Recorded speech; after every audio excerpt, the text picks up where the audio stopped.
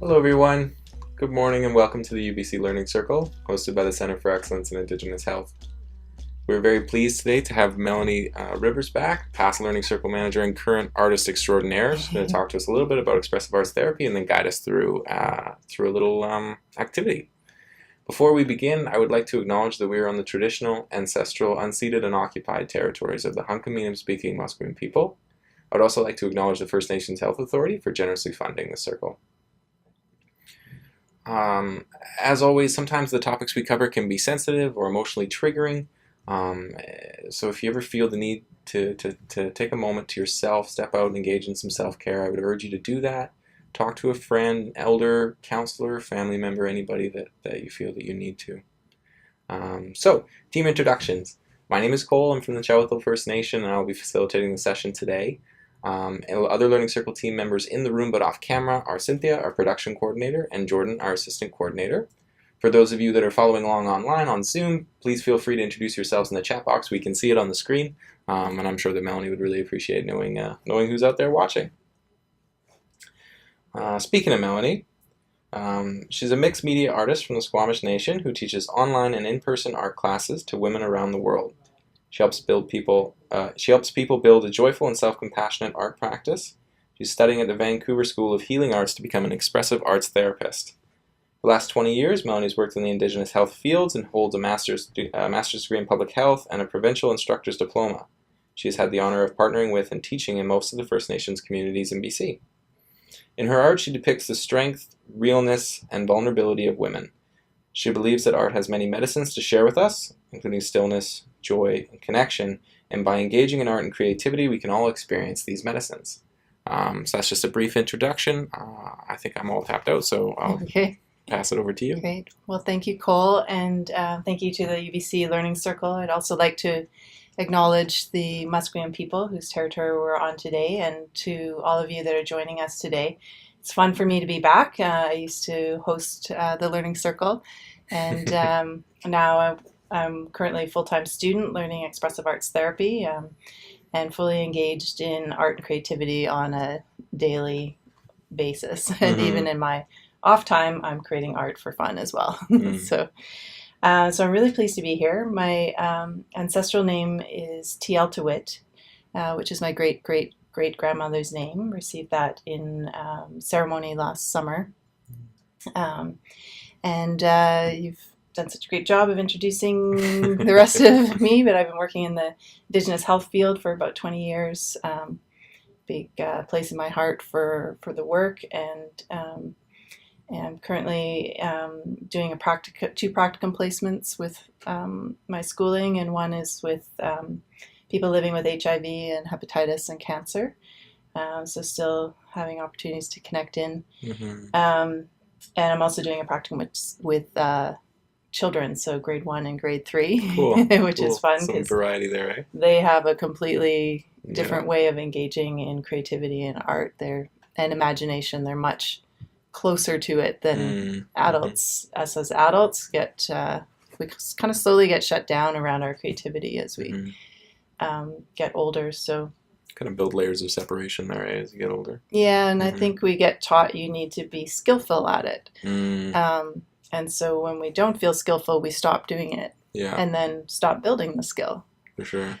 So I'm really encouraging people just to engage in creativity for fun and for that process of getting into that creative flow, getting into imagination. Expressive arts therapy is really about getting into imagination and play and creativity, and there's just so much healing benefits there that I've experienced myself, and then now witnessing it through doing practicum with people, seeing how powerful it is to have arts and creativity be the vehicle for healing and transformation. Yeah.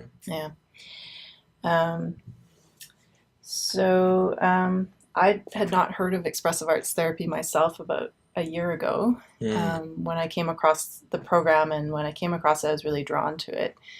And so a lot of people have maybe heard of arts therapy, and I looked into that as an option for myself to study as well. But I was really drawn to expressive arts because it's a broader focus. It includes sound and movement, writing, poetry, visual arts, and so you can move between all of those things in a session with a person, and you can work with groups as well. Groups, expressive arts, and so I've been absolutely loving the program. And learning and growing a lot myself as I go through it as well. Yeah. And then I'm also teaching online and in-person art classes. But those the art classes aren't expressive arts therapy classes. Not yet. Not yet. Yeah, Okay. but okay. as I'm learning, as I'm training and learning, and when I get my designation certification, I think some of that will move more that way as well.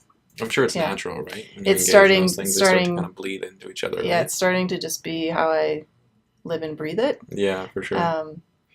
Because a lot of how I've taught art classes as well is a fairly intuitive, expressive process. So focusing on being involved in enjoying the process versus thinking about the end product as being the thing, and then not worrying about how it looks or what the skill is.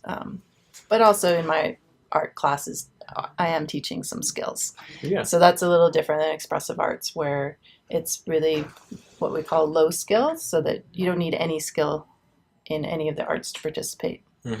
So like I've had a creative practice around visual arts for about 7 years now. And prior to that,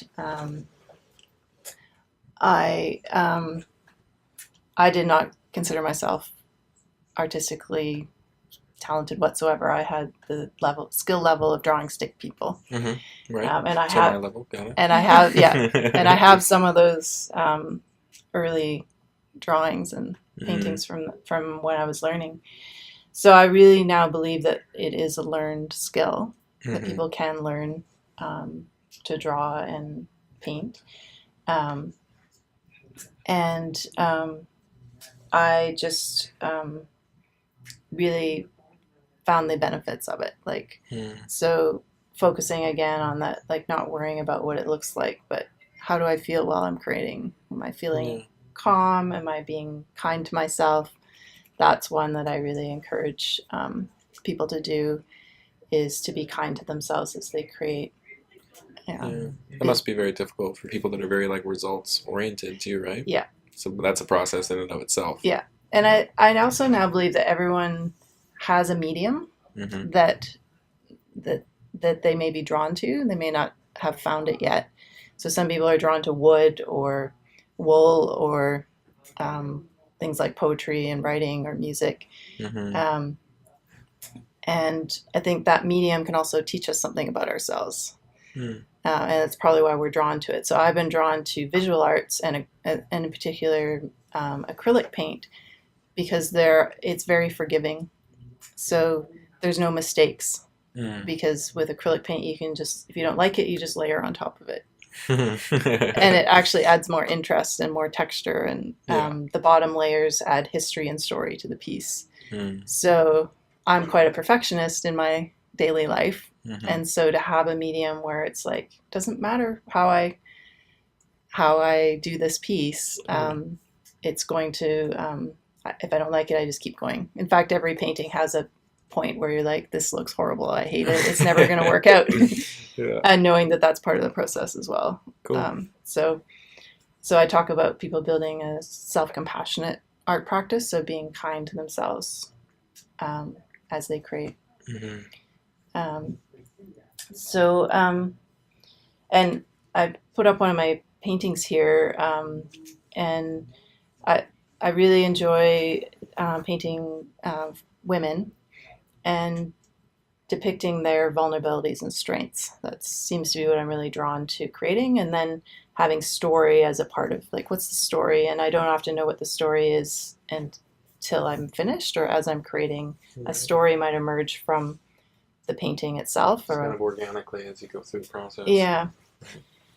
So I would be curious today how many people might be joining us in doing the the Mind, Body, Spirit collage, and how many, and that's fine if people aren't going to join along right today, but I would be curious if people do have supplies out and are going to join us. We will have the video afterwards that people can watch, and then I've also done a step-by-step of the process of the video, which you'll have a link to, which have more of the close-up of my hands working on the piece, as well as a PDF step-by-step if people are interested in facilitating this activity with a group themselves. So okay. Yeah, I think we're going to, Okay. there it is. We'll introduce the poll. Yeah. So there's 2 questions there. Please take your time to answer them. So I actually just had a question for you, Melanie, just kind of tracing back again to how you had begun. You said that you'd start out at a very, let's say at a beginner level. Yeah. Yeah. So that must really impact the way that you teach art then. It must, right? Like, I know certain people, maybe not that were gifted, but that were good at art, good at drawing and have a good kind of, let's say, spatial intelligence to understand where these things are oriented on the paper. Yeah. And I never did. And then because of that, art's been, any sort of thing with art has always been very intimidating, and I'm not really interested in doing it. Yeah. But it sounds like you're the right kind of teacher to try to break down those barriers. Yeah, so I think we all have what I call the inner art critic in our heads. And we see a lot of art around us in the world. Yeah. And so we have this idea of what looks good. What it should be, yeah. And it does take, those certain number, 10,000 hours or whatever they say to become an expert at something. So when we start creating, we'd be like, this doesn't look like this thing over here. Like, I want to express this thing, but it doesn't look like that. Yeah. So, so that's where bringing in that self-kindness. So I do this with myself in my own art practice. Like, it's just paint. Doesn't work out, that's fine. And I think about my intentions. I'm here to relax, because engaging in a creative process does lower stress in the body, like lowers cortisol. And so today I'm feeling anxious. Engaging in some drawing and painting will help relax me. Yeah. So that might be my intention for that day. And so then I remind myself, I'm just here to relax. Yeah. So when the inner art critic comes up, it's like, no, I'm here just to enjoy myself. Just to relax. So I remind people of that constantly. Because it's like undoing all that we've been taught through school and society around what art should look like or should be. When there's so much what I call arts medicines to be gained from engaging in creativity, whether it's writing or music or visual arts, so the 3 that I kind of draw on the most are play. Yeah. So when I go to create, I get the opportunity for that little girl in me to play. Sometimes I'll finger paint. Because that's even more childlike. Yeah.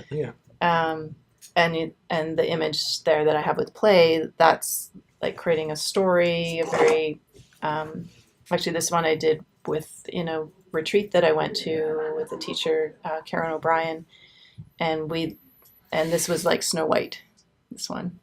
So it's getting back into my imagination, and as a kid I loved that Snow White story. Okay, cool. And then the middle one there, connect. So there's the opportunity to connect with self through the creating process. And so sometimes I might have an emotion I want to express through the painting, or I might even just scribble on the page. And then sometimes I may have a message come to myself from myself that I might not have thought of or been able to figure out. So maybe I'm working through a challenge in my life, and I'm able to connect into a part of myself that knows what I need to do about that. Just kind of letting that subconscious energy or thought almost we're able to access a different part of our brain, a different part of ourself.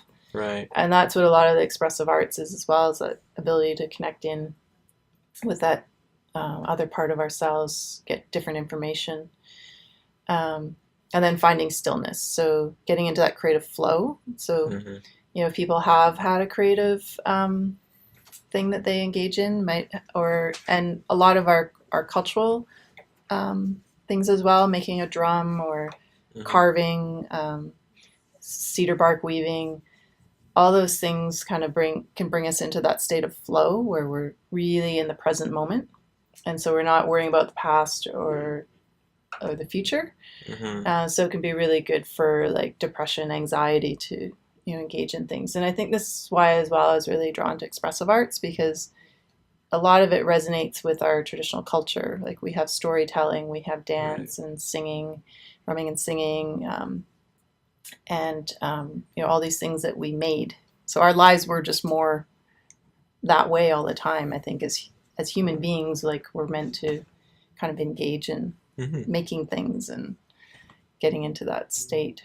Well, there's a reason that like every culture across the world has art forms, right? It's kind of something that's integral to the human condition, I think. But I just wanted to quickly highlight. Thanks everybody very much for replying in the poll. So 5 people are going to join along with us and participate in the activity, and 9 people do regular creative activities during their life. Great, thank you, everyone. So so maybe before I move to the next slide, I'll just, for those that are joining along, if you want to start with the first step, which I am what you call an art supply junkie. And so as you can see, there's a lot of them, and I really work to limit the number of supplies needed for this activity and supplies that you might have around your house, or if you have children, supplies that you might have for your children, or if you're working in an organization wanting to do this with a group of people. Mm-hmm. So basically the thing to glue the collage on was just a cardboard box. So I just cut out some pieces. Mm-hmm. And then if you have some textbook pages, the other thing I'll say is like you can either follow exactly step by step how we'll do this collage today, or you can have complete creative license to use imagery that resonates with you, different compositions or different. It's just a stepping off point. Right. But some people are more comfortable following a step by step, especially at first time. Mm-hmm. So even if you did it once exactly this way, and then a second time, exploring some of your own imagery and colors and things like that. So if you are starting and joining with us, so if you have some textbook pages, it could be from an old book or a magazine or a newspaper or anything. I find the words just create kind of an interest, and sometimes there might even be words there that resonate too. Mm-hmm. So just gluing it on, and it could be with a glue stick,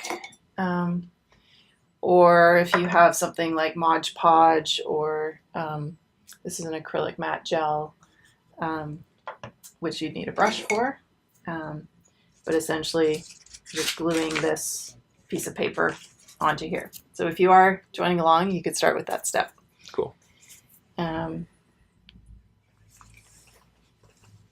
I wanted to share a little bit of what I mean by, so I talk about arts medicines, and that's based in some of the teachings from my Squamish culture around that everything can be seen as medicine. Mm-hmm. And so, we might think of a plant medicine as a typical thing that might be, we'd think of as a medicine, like sage or sweetgrass or Right.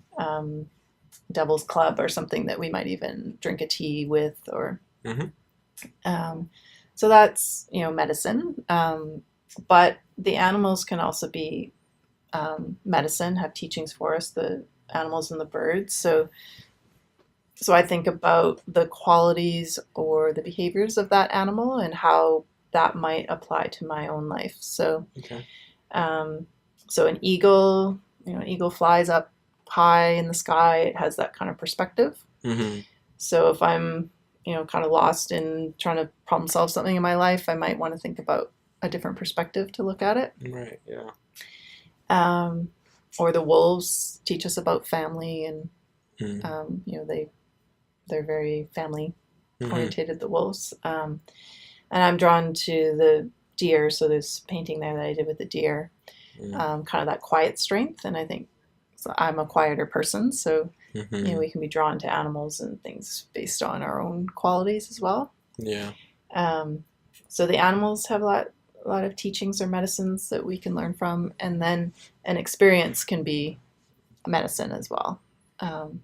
So even a painful experience can be medicine. And so I've got a painting there with Raven. This one's called Raven Voice. So I mentioned kind of that inner art critic, but we also just have a critic in our heads. And so that voice that's there, and how we can kind of learn other things from that. So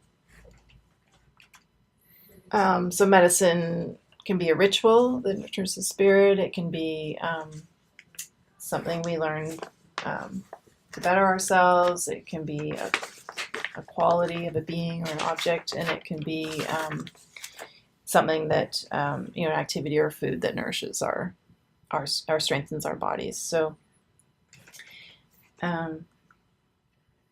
then thinking about how to apply that to our own lives as well. So it could be spending time with friends, or meditating, laughing, going to yoga, going for a walk, standing on bare feet on the earth. And then I, of course, always add art as medicine. So I am curious, those that are joining us, how you view medicine and what gives you medicine. I also have a workshop where we create our own medicine cards. So like adding in the words that bring us medicine in our lives. It's very cool. I like I think it's important, especially with the work that we do, we kind of get wrapped up in, obviously because the Learning Circle is about, Indigenous health, like we get wrapped up a lot in talking about particular types of medicine. I think these types of sessions are really good for me anyway, and for all of us to take a different perspective on medicine and realize that absolutely making art, absolutely. For me, I coach soccer, and that may seem like a very stressful thing to lots of people, but for me, it's very therapeutic. It's something that I get to do away from everything else. And that's your medicine. Yeah, it's part of it. Yeah. And I like that that's, kind of the main point of this slide, I think, right, is that it's different for everybody. Yes. But of course, art has some very specific benefits. I think we'll talk a little bit about. And then people can be drawn to different kinds of art. Sure. And how do you define art too, right? Yeah. Exactly. Yeah. And then encouraging people to engage it in ways where they don't feel like they have to be skillful at it. I think that's the hardest barrier to break, right? Yeah. I'm not gonna lie, I'm excited that we're doing a collage, because then I just get to put other things on it. I don't have to actually create it with my hands. So a collage is what I call an easy entry to a creative activity, because you can just add imagery or papers and things that it's not like you're actually having to draw something that in particular. So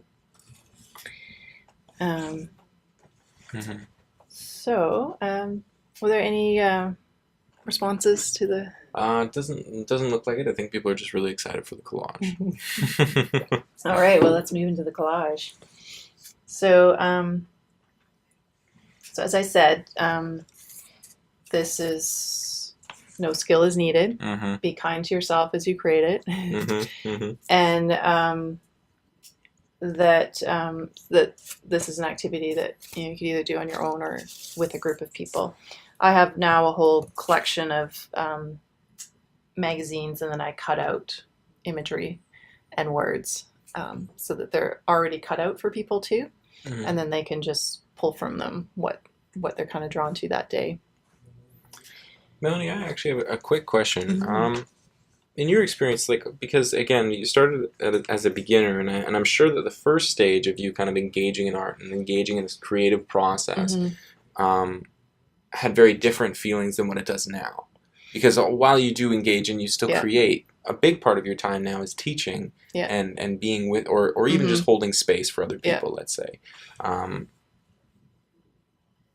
can you describe that difference? Like, is there Mm-hmm. a difference in the feeling as you Yeah. transition from like, wow, this is something great that I found that works for me, Mm-hmm. that is my medicine, to I can actually share this with Yeah. other people? That must have been a different, you know what I Mm-hmm. mean? That must have changed your perspective. Um, well, one of the things I'm discovering is I'm engaging a lot with people through social media and doing Mm-hmm. teaching online classes too, as well as in person. But Mm-hmm. is that people really resonate with people being authentic. Yeah. So the more I'm just sharing how I'm engaging in my own creative practice, Mm-hmm. people can relate to it. Um, so so in a way that there hasn't been too much of a shift that way Mm-hmm. because I'm still sharing just Just being you. just being me. Yeah, yeah. But I absolutely love um, facilitating and teaching as Mm-hmm. well. Mm-hmm. And I've been a teacher for 20 years, just different topics. Yeah, yeah. So I enjoy that process of discovery with people and being able to bring this medicine to people, Mm-hmm. and bring it in a way that is accessible. Mm-hmm. Um, Yeah. so I really enjoy it. It's also pushed me artistically to find more of my own voice, because I was a learner, and I'm still a learner, and I will be. But I took a lot of lessons myself, and so I'm following the teacher's style. And people often like, oh, I really want to develop my own artistic style, my own voice, and it can take a little bit of time to do that. Mm-hmm. And so the more I've just like, I like this medium, I like this color, I like this technique, and my style emerges that way. Mm-hmm. But because I've moved into teaching it, it's pushed me to find my own artistic voice, Yeah. so that I can facilitate that with people as well. Mm-hmm. Yeah. Yeah. Just be really true to the Mm-hmm. artist that you are, right? Yeah. And Yeah. then facilitating teaching in a way where people can discover their own Mm-hmm. voice. That's the trick, Yeah. eh? Yeah. Yeah. So either they are welcome to follow along step by step or adapt. Yeah. To Wherever they see fit. yeah. Yeah. Cool. Thank you. So so the first step will be to collage down this part, the paper. Okay, so we're gonna get started at this moment. I'm just gonna say, bear with us for a moment. We're gonna change cameras and change views so that everybody following along can see what we're doing. Okay. So will they only be able to see our hands now, or? For the most part. Okay.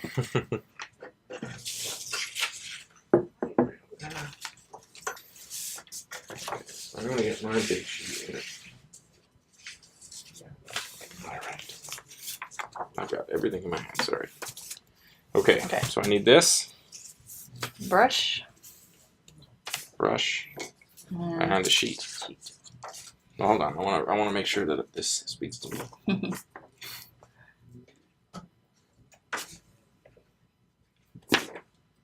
Do you mind if I ask where this?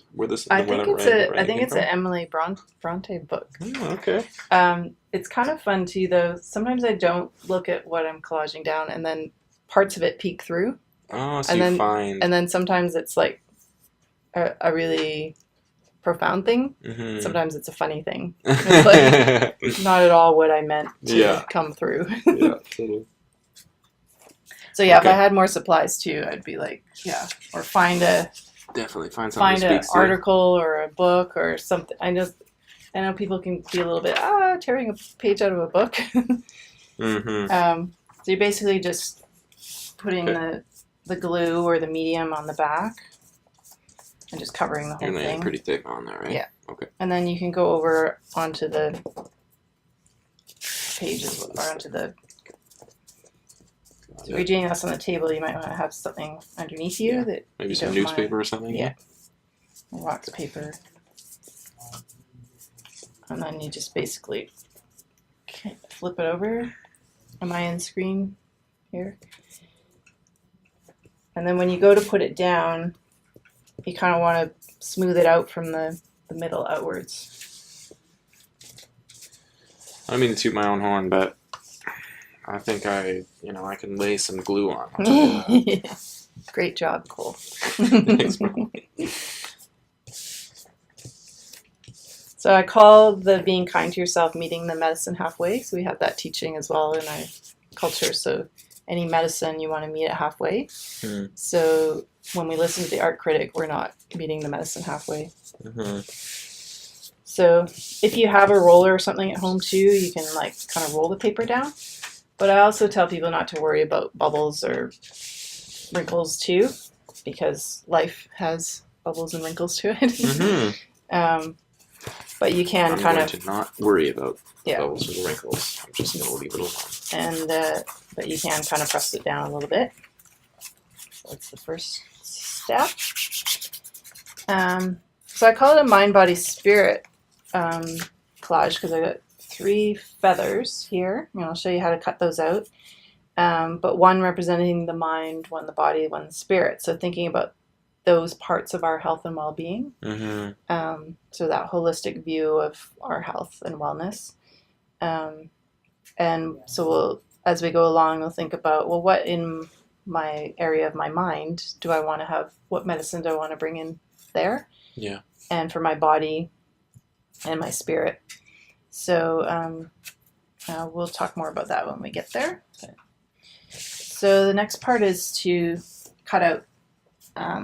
The next part is to take, if you have a pen or a felt pen, and something to kind of just make some random marks on the page. So does it have to be a circle? It doesn't have to be a circle. So that's where I'd say, like, creative license, use any kind of mark you want to add to the page. And I'm just using, I think this is a cap from a bottle. Mm. And I'm not thinking too much either. I'm just like tracing it down. Okay, not gonna think about it too much. And I've only got one circle here, so I'll just pass it to you. I'm actually feeling the bulbous handles of these scissors. Awesome. This is my creative license. There right you go. Here. So just some random circles, or no? There are no mistakes. It's just as it should be. That's right. I'm gonna bury it up a little bit though. And then I just added some like dots with my pen as well. You could add a bit of writing too.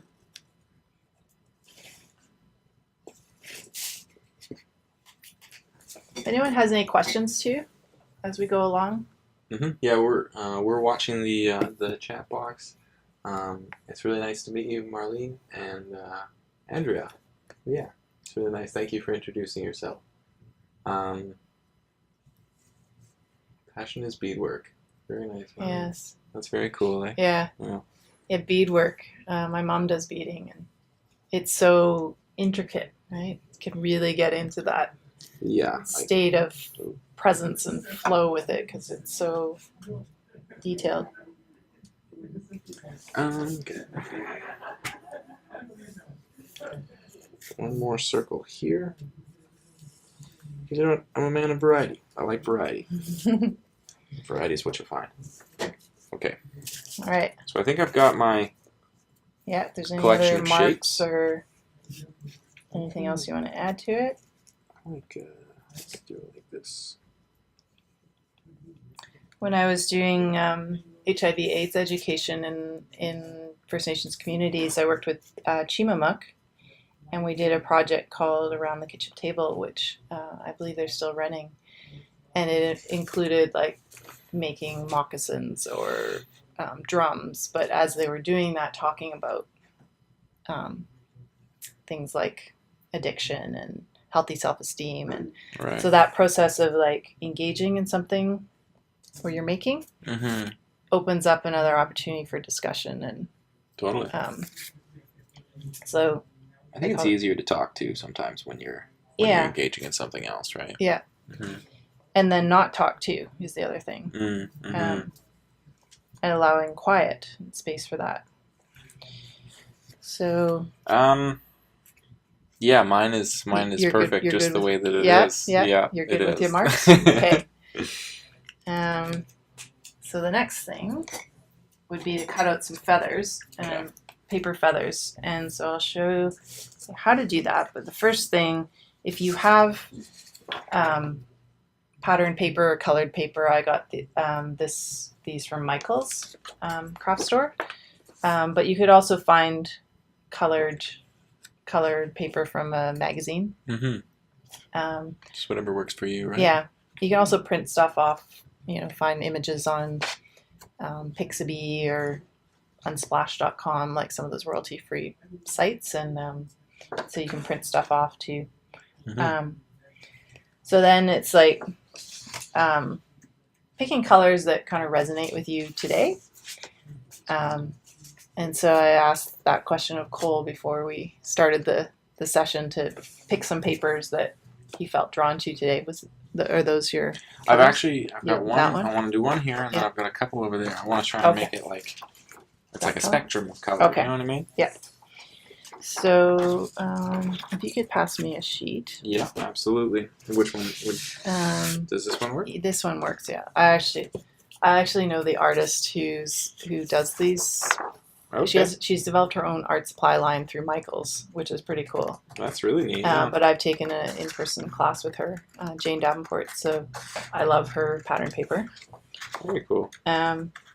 So a feather is fairly simple in a way to draw because it's kind of just like a little bit of an oval, long oval, with a stem on it, and then cutting out little notches out of it.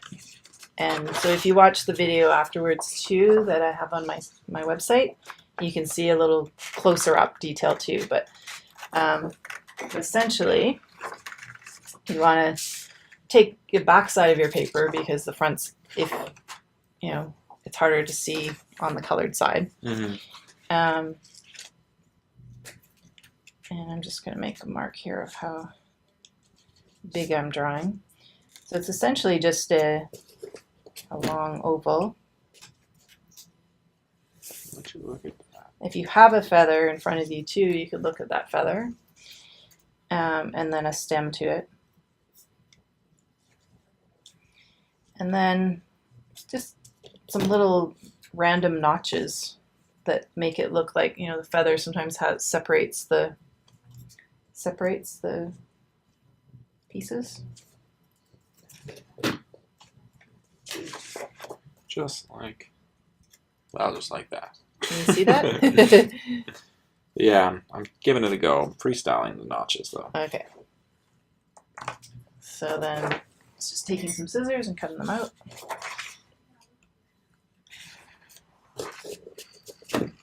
This is really nice. As soon as you start doing it like right away, it's really calming. Yeah, I love Just to focus on watching something. people move into that state of stillness and calm, and with a group too, you can like all of a sudden the whole room is like in that state of calmness and flow. Totally. And it does get quiet too, eh? Yeah. Yeah. In fact, it can be hard to talk and create. Different part of the brain. So there, I just cut it out. And then now I'm going to cut out the notches.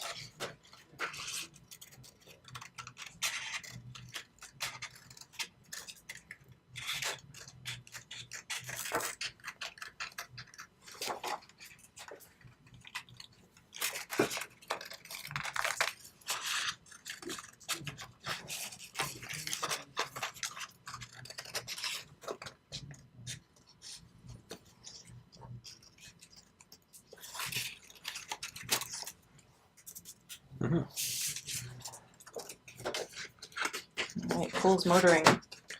Yeah, I'm results oriented. I am as well. All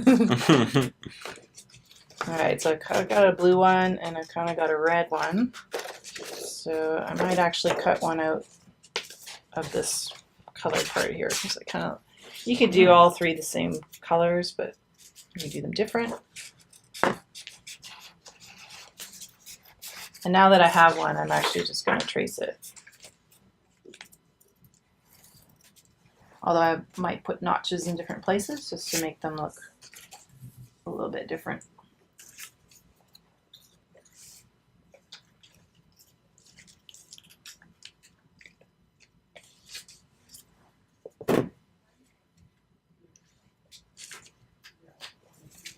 They're not old. Oh, well. And bigger and smaller notches. I think the notch was a bit big, but Maybe a slit. I've had that happen to feathers. yeah. As is in nature, all the feathers are unique and different, right? Yeah.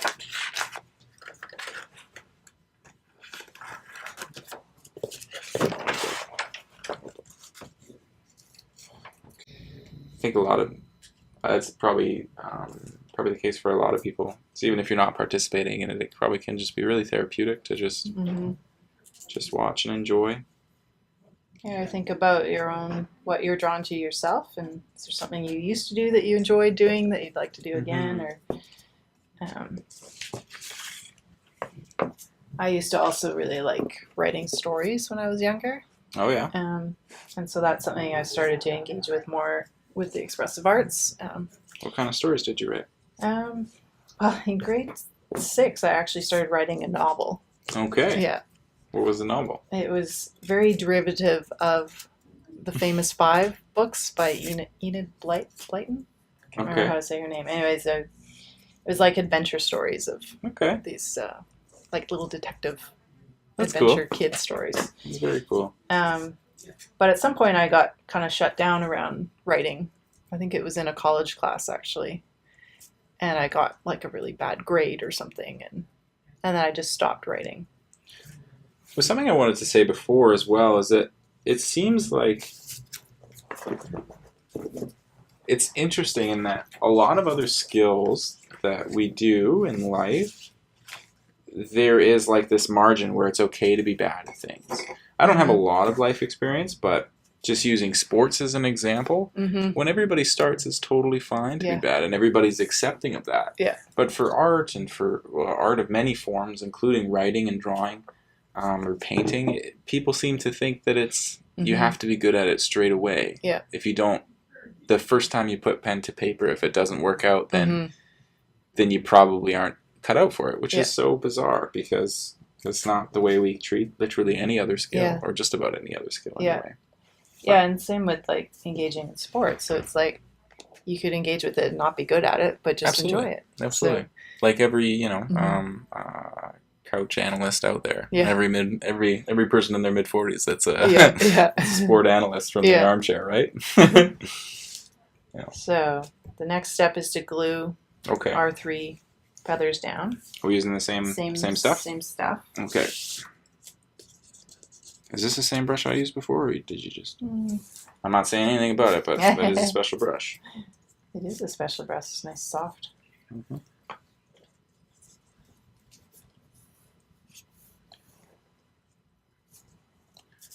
Okay. Well, sometimes it just ends up that way. Actually, I forgot, if you do want to add a strip along here, I would do that before. I like mine to look very basic like this. I think I'm gonna. This is the way it was meant to be today. Without the strip. That's right. Exactly.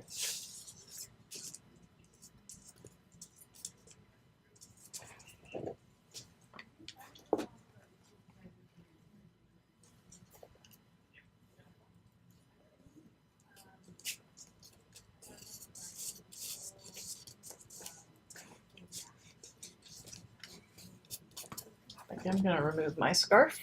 A little hot, eh? No, I might get paint on it. Oh. And I did bring aprons. Oh, yeah. Aprons.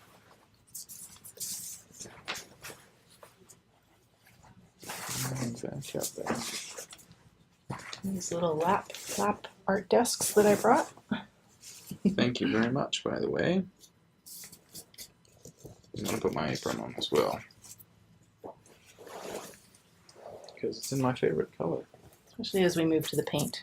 Well, there's painting to do? A little bit. Okay. Yeah. This is my favorite sweater. People say that I look like Ned Flanders from The Simpsons when I wear this sweater. The biggest thing with painting is your sleeves might. Okay. Tucking up your sleeves. There we go. I'm going to lose my watch too, just in case. Okay. Okay, so I have my feathers glued down. Okay. So next we want to think about the mind, the body, the spirit, and what we might be wanting more of in those three areas of our lives. And I did bring a bunch of words printed out with different things, but you can also just glue down, like cut out a blank piece of paper and write in your own word. And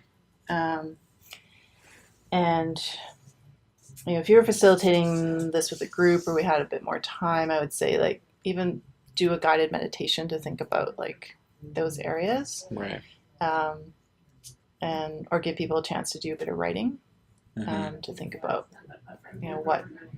what am I doing in my life now that I want more of, or what am I feel like is missing? Like I continue to not be very strong in my physical health. Like I'm not exercising as much as I'd like to. Right. Right. So, I might put yoga down on my body feather here because that's something I enjoy that I'm not doing as much of right now.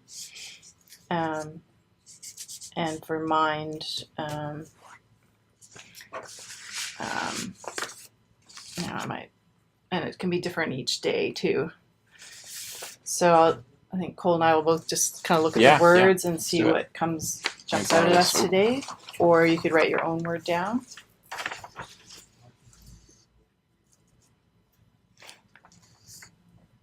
I think the word flow is jumping out at me today for mind. I'm in a period of a lot of change and doing new things, so going with the flow.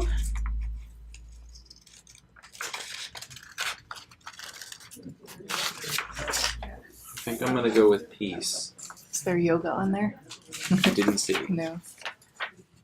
And then we just glue it on? Same as before? Yeah. Okay. And you can cut them to whatever size you want. I recognize now. I might have... There are no mistakes. There are no mistakes. So this is exactly the size that it should be. And as you said that, I'm going to cut out the kind to myself. There you go. It's one I continue to be learning in life and applying in life. Oh, I've shoot. often motivated myself by being hard on myself, which worked to a certain extent, and then had a really too much of a cost to it. I think a lot of people can relate to that. We're all hard on ourselves in some ways and in some endeavors, and I can't agree with you more. It's only so motivating. It'll only get you so far until you kind of run out of things to be. For me, I would always try and motivate myself to prove other people wrong, and it would invest a lot in negative emotions, like frustration or anger almost. I wanted to overcome these things in my life, whether or not it was physical fitness or a sporting achievement or pursuing post-secondary, whatever it was. But eventually I kind of got to a point where I didn't really have any more negative emotion. Like I just didn't have the energy to sustain that. It's a fire. It burns very brightly and it can be wonderfully motivating. But eventually, like for me anyway, the fuel just kind of ran out. I didn't, need to find something a little bit more slow burn. Yeah. So to speak. And there's a lot of research going on now around self-compassion work and how that actually, we think if we're kind to ourselves, we might not we might start being lazy or something. Yeah. But they're showing that that's not actually the case. Mm-hmm. I think the words believe in self jumped out at me today for spirit. I'm actually still on body. You're so far ahead of me. I haven't glued them down yet. Oh, okay. I see. See, that's the difference between an expert and a beginner, right? Finding the words first. Doesn't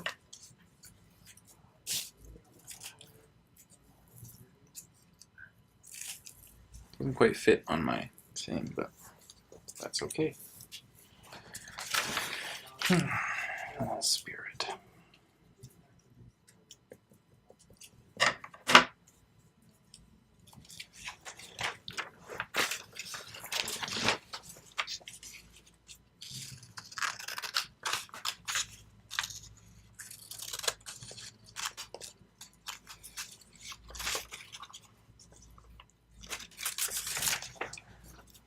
If people are curious about expressive arts therapy, my school is having an open house on this coming Monday. Okay. And then we're also doing, so all of us as students are doing sessions in March that are open to the public. Okay. So people can...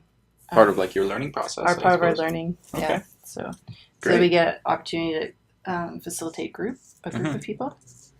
So those are starting in March. I think they're almost full, but if people are interested, the website link will be in the PowerPoint. Absolutely. We'll make sure that it's posted and all that stuff as well.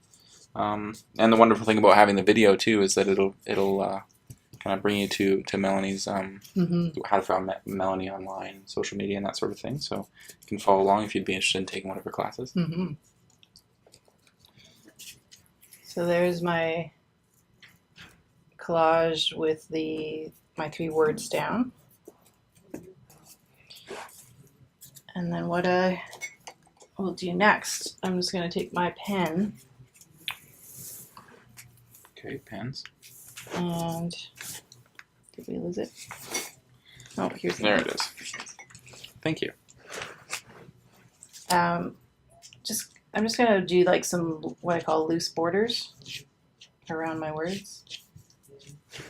So again, taking away imperfection, kind of scratchy and loose. And then I'm also just going to kind of border my feathers with the pen too, again, just kind of loosely.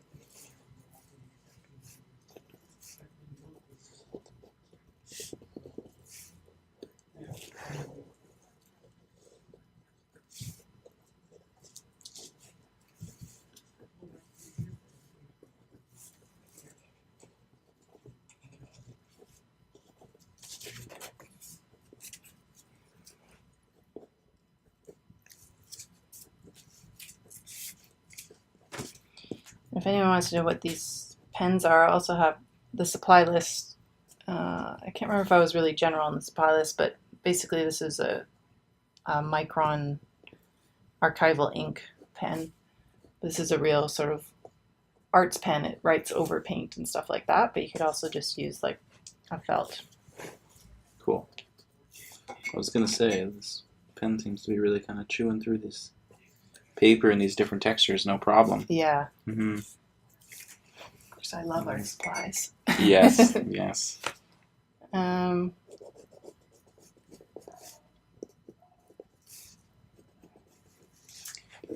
after that, and I love using this white gesso. So gesso is used to, and you could have white paint as well, or this could just be an optional step. But gesso is usually used to prepare a canvas for painting on top of. Okay. But I tend to use it like white paint as well, also because it's cheaper than white paint. And it has kind of a gritty texture to it, so it also takes, like, you can write easily on top of it too. Right. So I'm just going to put a little bit into everything nowadays is like a art supply to me. These are my yogurt containers. Yeah. Especially with the expressive arts, because we use all kinds of things.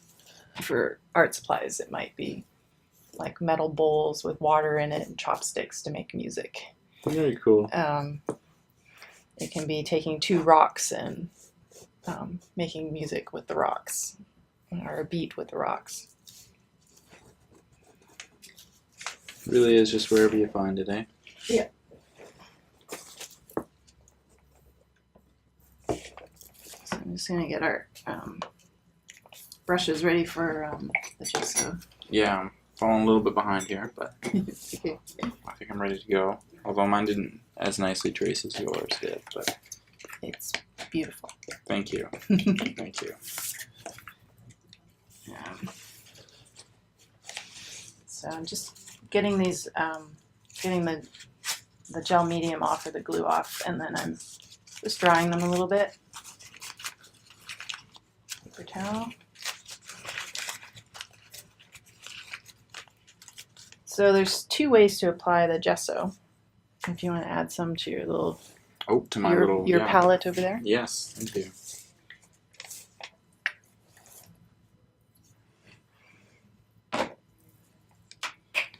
So one way is to apply it with your fingers, Okay. which is I enjoy finger painting. The inner child. So it's just kind of like in different places, just like adding, or kind of, you can even kind of border it. And it's not even creating a consistent, it doesn't have to be all the way across. So there, I just kind of bordered it. And the other way is to take a brush and just put a little bit on the brush. And then almost again in kind of random places, just sweeping the brush across. I'm not gonna lie, I'm enjoying the finger paint, and I think I'll probably stay here. You can also do like actual fingerprints on it with the paint, like little dots.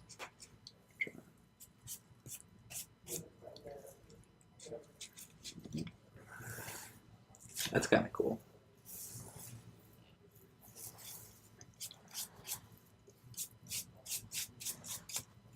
I'm all in on this process. I'm all in.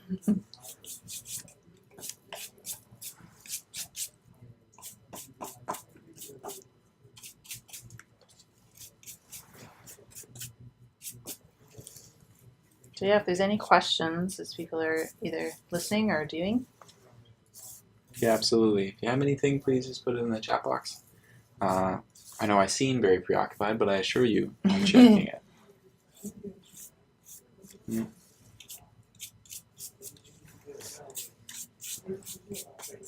I'm digging like this. We're just dabbing on. Yeah, You know what I mean? that's fun too.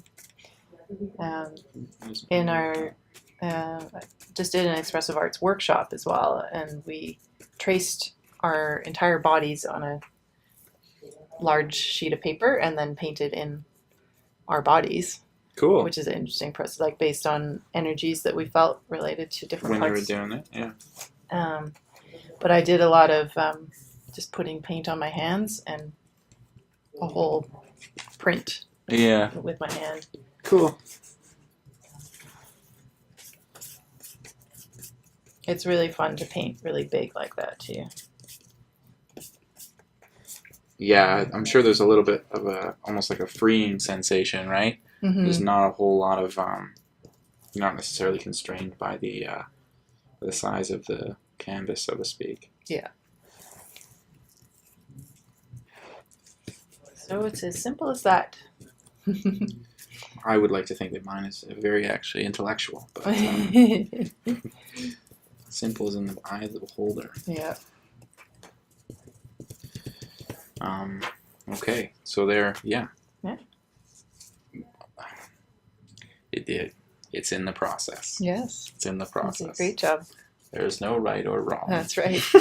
He's doing a very good job of being kind to himself. Yeah. Well, I'm proud of it, and that's what's important, I guess. I like it. What does yours say? So I picked flow because I'm my life and routine is very different week to week. And because I'm in school right now, so I'm learning new things, and so just going with that flow of pace and energy. And I put kind to myself because, as I said, that's a continual life journey for me, learning how to do that, both in my creative practice, but also just in life. And believe in self. And I think that's as well because I'm doing something new. And after doing something for so long, like I've 20 years working in health education and policy, and becoming skillful. Again, this whole idea of like, becoming skillful and getting a steam out of being skillful. Yeah. And now I'm new at something. Right. And so like feeling valuable for just being, and that it's okay to be learning and being new and not be skilled at something. Yeah, for sure. So believing in that. So that's the 3 that I chose for today. Very nice. Yeah. Did you want to share yours? Yeah, I chose peace for the mind. It's something I'm trying to incorporate more into my daily life. Is just trying to find a little bit of peace and some stillness in there. The body vibrant and alive. Physically strong might not always be a reality, but I think if I go through life and today, if I'm vibrant and if I'm alive, then I think that's really what's important. Yeah. And hope, because that's always just been something really big for me. I think that you should always be trying. Always have something to look forward to, whatever it is. Yeah. Hoping for the future. Yeah. Here. Oh, well, that's actually the end of my slides. Other than a link to the video and the PDF. So I have a camera that films right above where I'm filming, and then I have a voiceover of how to create this collage, and then also a step-by-step PDF. So if you're interested in doing this after today, that's available, or if you want to facilitate it with a group of people in your organization, or with a group of youth, or or a team, like staff could work on this together as a team activity. And then the link to the school that I'm training at right now, the Vancouver School of Healing Arts, in case people are interested in learning more about expressive arts therapy, and the information or the info session, and the if anyone's interested that lives in the Vancouver area, wants to come to the practice sessions that we're doing. And then I've also got links to where to find me on my website and social media. Fantastic. And if people are interested in more of some of my art workshops, I have a e-newsletter. People sign up for that. They get a free online art lesson. Okay. Yeah. Great. If you can't click on it right now, that's don't be too concerned about it. We'll have all these links, all these resources when we post the video, and then you'll be able to connect with Melanie in that way. I think. But if we have more discussion. Questions, absolutely. We'll give it. I was just going to say, I think we'll give it a few minutes. If you have any final questions or anything you'd like to even just a comment, feel free to do that. We're having quite a few. G says, thank you so much. It's really made my day. Marlene, thank you for sharing your knowledge and creative spirit. I'm a school district cultural presenter and would love to use this teaching. Yeah, great, Marlene. Awesome. That's fantastic. I wanted to create something that people could use afterwards as a resource. Absolutely, and it's short. So if you have a time constraint on the activity, but it definitely hits the notes that it needs to. I feel a lot more relaxed. Yeah, and you can facilitate a lot around it too, like an opening, a warm up. Those guided meditations you were talking about. Could do a smudge before. Could do some more teachings around mind, body, spirit, or teachings around the feather, and really incorporate those cultural teachings into this as well. And you could open it up to be, people could either create these collage type feathers, or have other imagery that people could, from magazines that people could use as well. So. Yeah, for sure. I think it could look really different just with this kind of basic recipe, depending on what it is that you're working with. I suppose you wouldn't even really need a page of writing either, right? If that's not the aesthetic that you were looking for, or that you felt like was speaking to you at the time. Yeah. Yeah, for sure. Julia, thank you so much for a fun and inspiring workshop. Right on. And Aaron, thanks for joining along with us. I wish Right I could see a photo. Yeah, yeah.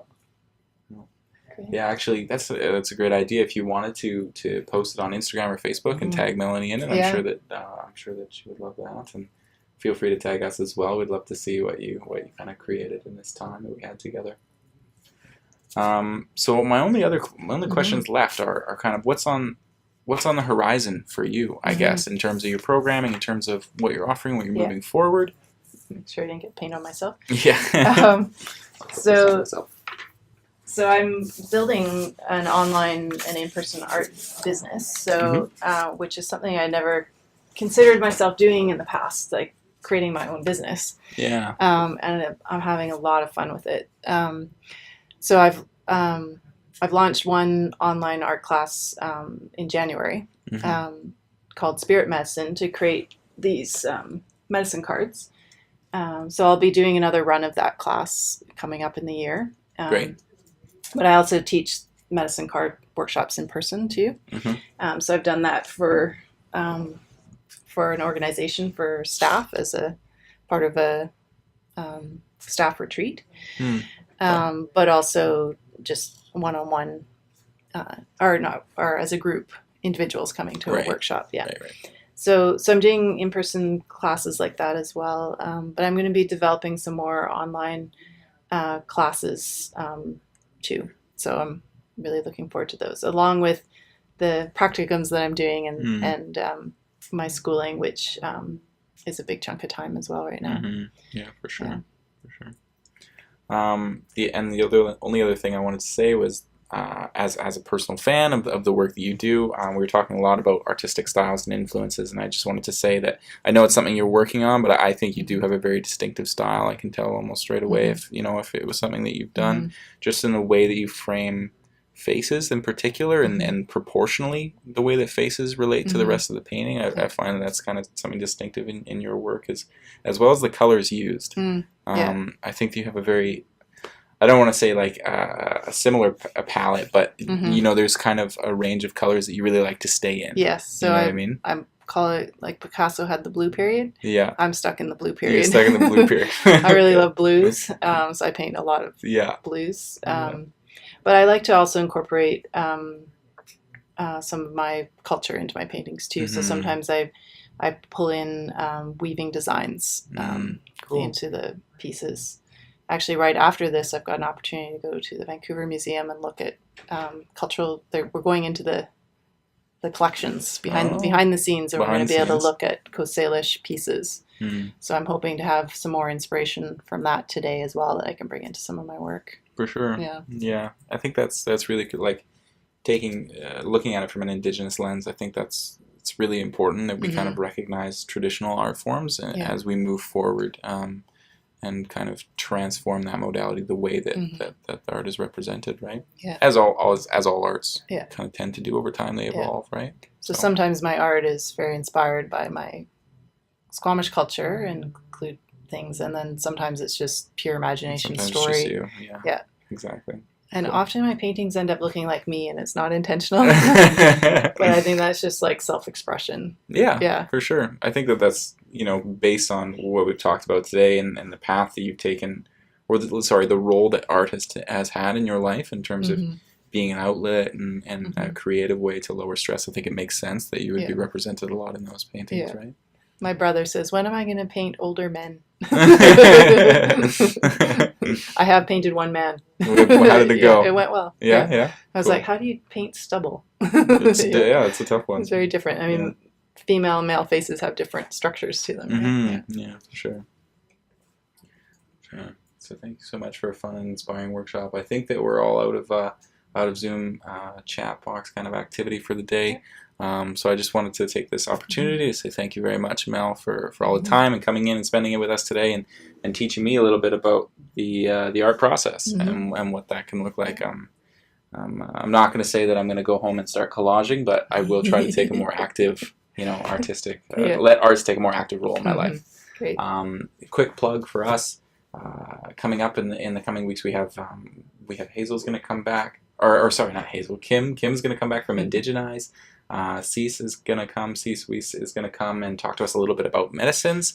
And we have a post-secondary education kind of award session. That's next week. And then following all of those, we have functional medicine at the end of February. So we're really looking forward to it. It's going to be a jam-packed month. Really exciting sessions. I urge you to sign up for them if you haven't already done so. Yeah, other than that, thank you very much for spending the time with us today. Yeah. And I hope that you have a great day. Yeah. Thank you, everyone, and thanks. Thanks. Yeah. Bye. Bye.